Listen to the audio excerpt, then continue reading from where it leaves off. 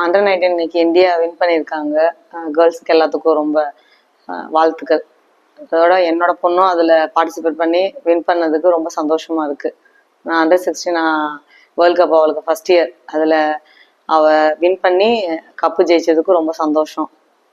இந்த பாதையை கடந்து அந்த பாதை இதெல்லாம் நீங்கள் ட்ரை பண்ணீங்க, இந்த கேப்ல என்னென்ன ரொம்ப பெரிய ஜேர்னி தான் அது. ஆனால் எல்லா ஸ்ட்ரகிள்ஸ் நிறைய இருந்துச்சு.